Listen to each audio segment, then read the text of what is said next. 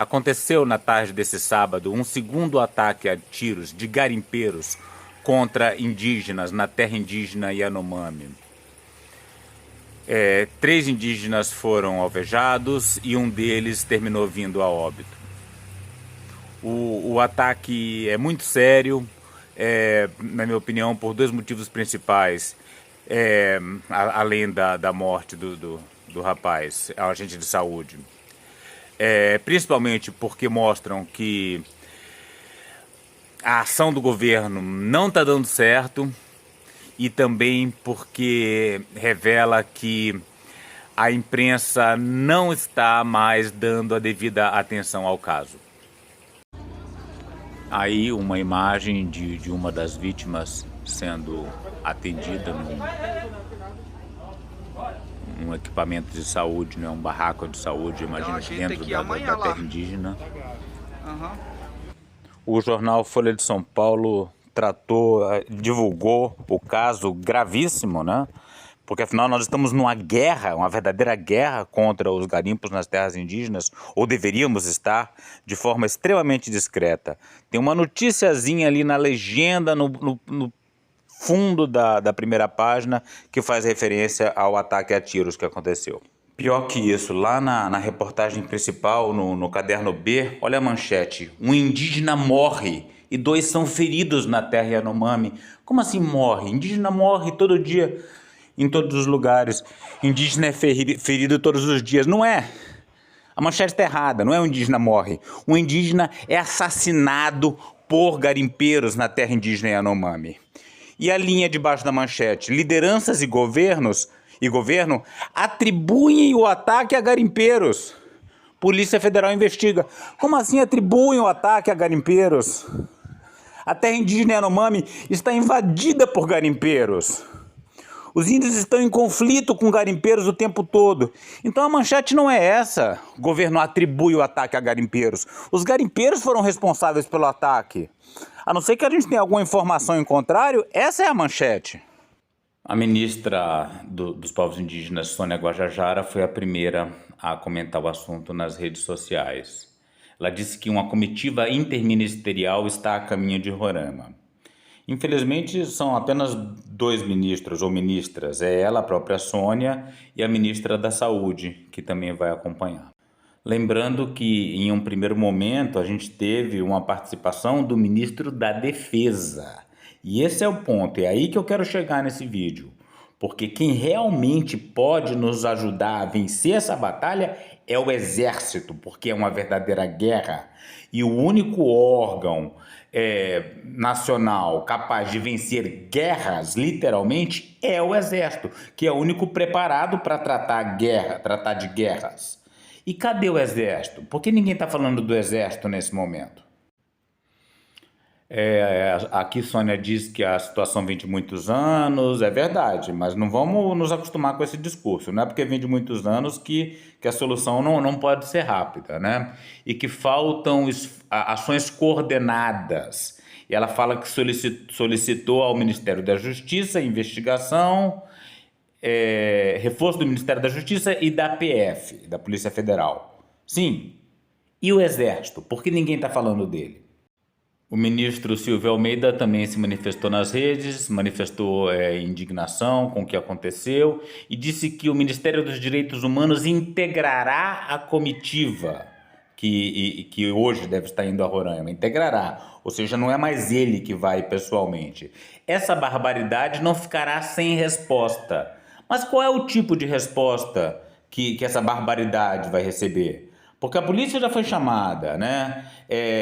E não está conseguindo resolver. O IBAMA não dá conta de resolver. Da última vez o Silvio Almeida esteve lá com o ministro da Defesa, com José Múcio.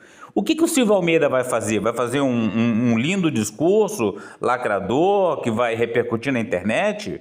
É isso? Porque se for isso, não sei se vai adiantar muito. Acho que a gente precisa de um turning point, né? de uma virada nesse jogo. Né? E só quem pode dar essa virada no jogo é o Exército, porque trata-se de uma guerra. O Exército é o sujeito oculto dessa tragédia Yanomami. E a solução para essa situação deveria passar necessariamente pelo Exército. Mas é difícil lidar com eles, né? Os próprios ataques de 8 de janeiro tiveram participação de pessoas do Exército e Lula teve dificuldade de demitir essas pessoas, né? Tem toda essa questão do GSI, etc. Mas não tem jeito. A gente precisa de um órgão capaz de travar guerras para tirar esses garimpeiros de lá. A situação chegou num ponto, porque é diferente de outros povos indígenas, né? Você tem situações pontuais na terra Kayapó, não sei exatamente como é que é a situação dos Munduruku, mas talvez seja parecida com Kayapó. Operações do IBAMA e da Polícia Federal podem ser suficientes para tirar os garimpeiros da terra Kayapó. Apesar de que eu ainda estou querendo ver essas operações acontecendo de fato, né? Elas andam meio esquecidas. Mas vamos voltar para a situação dos Yanomami, que é o assunto do momento. Lá, os índios perderam o controle total do território. Diferente do Kayapó. No Kayapó, os índios têm o controle do território. Né? Então, você tem invasões garimpeiras, mas isso tem a conivência, tem a participação de alguns indígenas, não da comunidade como um todo. Né? É um problema sério, mas pode ser resolvido por IBAMA e Polícia Federal. Quando você chega na terra Yanomami, é muito mais sério. Lá eles entraram com apoio do Exército, eles estão lá com apoio do Exército, e a gente tem aí essa publicação, né? Eu vou mostrar agora aqui na imagem, uma publicação que é do Exército, que chama os Yanomami de uma farsa. Quer dizer, há um plot, há uma campanha do Exército contra o povo Yanomami, coisa que eu vou comprovar agora, né? Quer dizer, ilustrar, né? Com dois trechos de vídeo que eu coloco a seguir. Então é só ir amarrando para a gente saber onde é que a gente vai chegar. Pois é só ir amarrando para ver onde que a gente vai chegar, diz o Bob Fernandes. Eu vou usar um trecho do vídeo dele para dar a minha amarradinha também e mostrar a conivência, a participação do Exército na tragédia Yanomami. Vamos lá. E o que faz a cavalaria? Durante os anos pré-Dilma ali, durante o impeachment, perto do Palácio do Planalto tem um regimento de cavalaria de guarda, aqueles caras que ficam de penacho, tal, e todos os generais têm cavalos ali e confabulam e andam de manhã conversando. Puyol, ex-comandante do Exército, é da cavalaria. Sérgio Etchegóin é da cavalaria, tem cavalos, frequentam. E você sabe, Jânio e Mário, sabe quem frequentava, todo paramentado no seu cavalo, alugado, ou não sei de quem era o cavalo? O ex-PCdoB, hoje PDT, que foi ministro da Defesa, Aldo Rebelo. Então ali era um dos lugares onde se tramava tudo, entre cavalos. E o Aldo frequentava. Pois é, e o Aldo Rebelo frequentava o alto comando do Exército e a cavalaria, e teve envolvido com esse pessoal que participou das pressões políticas que terminaram redundando no impeachment da Dilma e na inelegibilidade do Lula em 2018. Vamos ver o que o Aldo Rebelo postou nas suas redes sociais ontem mesmo sobre os Yanomami. Eu ando pela Amazônia inteira, às vezes me hospedo no hotel, a única pessoa que está falando português sou eu e a moça que faz a tapioca. Está todo mundo em volta falando inglês. Que bobagem, Aldo Rebelo. Primeiro que isso não é tão comum. Depois, se você chegar num hotel e tá todo mundo falando inglês, acontece no mundo inteiro, acontece no Japão, na França, na Alemanha, em qualquer lugar do mundo. É geral, isso se chama globalização, isso se chama gente viajando. É a coisa mais normal do mundo. A Amazônia não é para ficar trancadinha, fechadinha só para os militares e para os seus amigos. Tem gente viajando, tem gente visitando e tem gente falando inglês. Ou como uma ONG aqui, em Surucucus, que eu visitei, lá na área Yanomami, quando eu chego, eu estava com o Exército, eu era presidente da Comissão de Relações Exteriores de Defesa Nacional, me encontrei aqui com o comandante da Brigada de Infantaria de Selva, vim com o coronel Vilas Boas, depois foi general e comandou a Amazônia, para fazer uma visita aqui Quando nós chegamos em Surucucu, já tinha uma moça de uma ONG. Como chegou lá? Não dá para chegar de carro, não dá para chegar de barco. Então ela tinha o próprio meio. Ué, chegou de avião, aviãozinho fretado. Eu já viajei muito por terra indígena de aviãozinho fretado. Não tem nada de irregular nisso. Você compra ali, você freta o voo. O problema são os voos ilegais, de garimpeiros.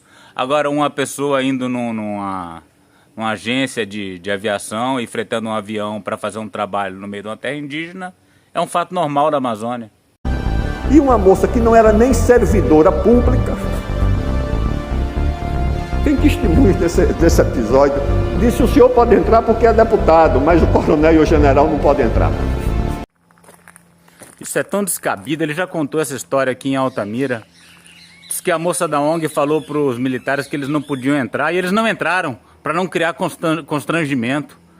O absurdo não é a moça da ONG ter dito que eles não podem entrar, o absurdo foi eles terem atendido a restrição da moça da ONG e não entrado. Ué, eles não têm o poder, eles não têm a autoridade, por que não entraram? Essa história não cola não, viu? Alguns anos depois, o deputado Enéas voltou a esse mesmo lugar e dessa vez nem os deputados e nem o governador de Roraima podem entrar nessa área. Tem esse depoimento do deputado Enéas no Congresso Nacional. Eu disse: mas a senhora não é nem servidora pública. Se o Enéas não pôde entrar, é porque provavelmente os índios não permitiram que ele entrasse. Aí sim é um motivo que faz com que alguém não possa entrar na terra indígena. Fora isso, nunca ouvi falar.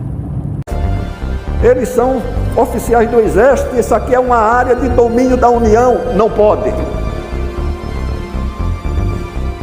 Naturalmente, eles tinham um serviço de inteligência, de informação, que sabia da nossa presença. Essa ONG depois foi acusada de desviar milhões do Ministério da Saúde. Pode procurar na internet que vocês vão ver. Milhões, isso era no governo do presidente Fernando Henrique Cardoso.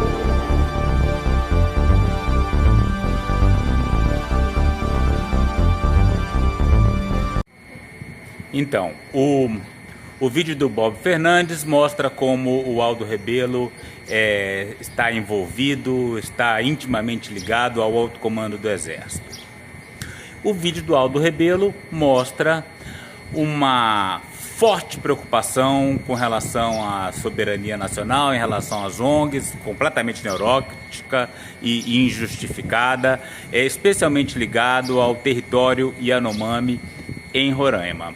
Agora eu vou botar um vídeo desse garimpeiro falando sobre o papel que eles exerceriam na formação do território brasileiro, que é o último nozinho da amarração para o meu argumento principal. Vergonha. Quem é você? Eu sou o Francisco Chico Souza, garimpeiro. A minha família é secular no garimpo, como os bandeirantes foram os garimpeiros. Podem botar a culpa da morte desse Yanomami na conta do Exército Brasileiro. Mais um, junto de tantos outros. Pois é, amarrando tudo agora.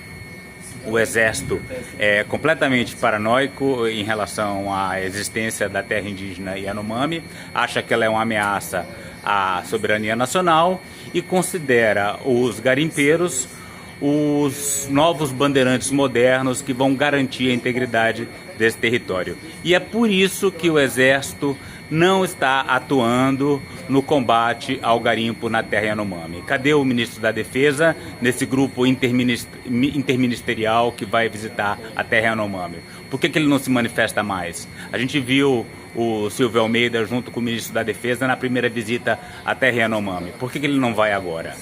Não tem como combater o garimpo na terra Yanomami sem a participação do Exército. A gente não tem como vencer essa batalha sem o envolvimento do Exército. E o Exército não está do nosso lado. Então esse, na verdade, é o grande nó do governo Lula que a gente precisa atacar.